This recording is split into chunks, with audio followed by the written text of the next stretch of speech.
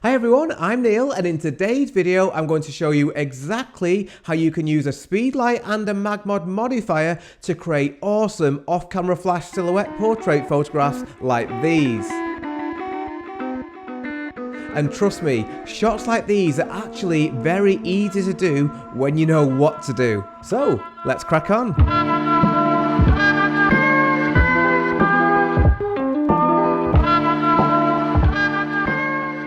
Now, if you're a subscriber of my channel, you will know that I love taking creative off-camera flash portrait photographs at weddings. There are lots of videos on my channel already where I show you exactly how I created various creative photographs like these. Now, you'll also know that I almost always use MagMod modifiers to help me create my favourite off-camera flash portraits. In fact, I would go as far as saying that I literally wouldn't be able to take the photographs which I do without these little guys helping me out. Now, the various MagMod modifiers available can help you do different things with the light which comes out of your Speedlight. You can use a MagGrid or a snoot to lessen the spill of the light. You can use gels to change the colour of the light, or a MagSphere to soften the light. But in this video, we're going to be talking about how you can use a MagGrid and a coloured gel to help take creative silhouette portrait photographs like this one. Now, the first thing to say is that if you are new to off-camera flash and you'd like to understand more about the basics, I would massively recommend that you first please watch this video, because in that video I talk you through step by step the process of creating an off-camera flash portrait, and you'll see in that video that once you learn and practice that process, off-camera flash is actually nothing at all to be scared of. Now, as with most off-camera flash photographs, the shots I'm talking about in this video are best taken when there is very little ambient light, and for this reason I always take these photographs at night time when it is dark, because it is much easier to then underexpose the scene and control the light.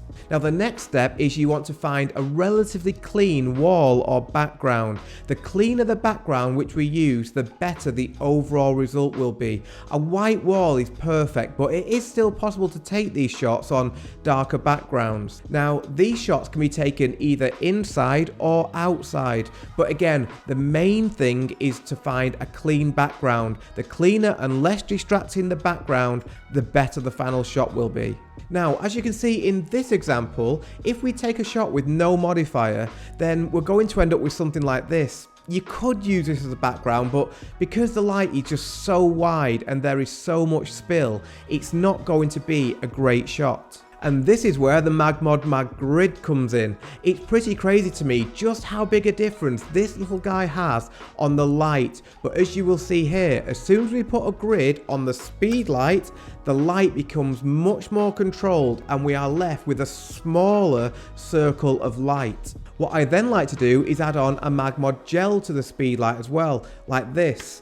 Obviously, by doing this, the light which will now come out of our Speedlight is going to be the colour of the gel that we use. Now, it's important to note that adding a coloured gel may mean that you need to change your flash power settings slightly, because some colours need more light than others, but you can always experiment with the flash power when you take your practice shots. Now, once we have our circle of light and we expose our camera for that circle of light, anything which we put in front of the circle will become a silhouette, and this is where we can start to get really creative. Now, once we get to this stage, we're actually most of the way there, and a shot like this can actually look quite nice on its own, but where these shots start to look really cool is when we take these shots in a location with other ambient light, like these examples.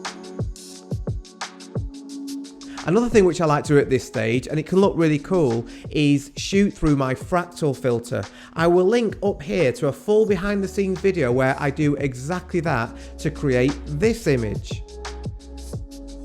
But without doubt, my favourite thing to do with photographs like these is to shoot through foreground objects, because that makes the whole image look far more interesting and creates real depth to the photograph as well. That is exactly what I've done for these shots. In these examples, I'm shooting through candles, glasses, basically anything which I can find which I think will make for an interesting foreground. But as always, the absolute best piece of advice that I can give you is to practice. By practicing, you will get better and better at this technique. And once you're confident of the basic process for an off-camera flash silhouette photograph like this, you can then experiment by shooting through different things to see what effect you get. Now, just before I finish this video, there are a few tips which I would like to add on, which I think are going to help you to take these photographs. Firstly, I think that these shots look amazing when the couple are in a really cool silhouette shape.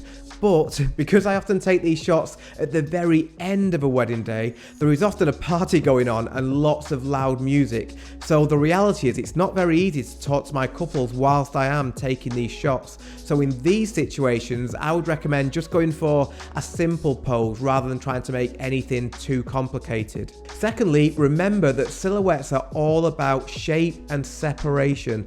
In this video, I talk about silhouettes in much more detail. So I would definitely recommend that you go and watch that, because as I say in that video, silhouettes are all about shape. So when you're posing your couple, try to remember to keep a distance between their heads. Otherwise, they're just going to merge together to make one big shadowy mess.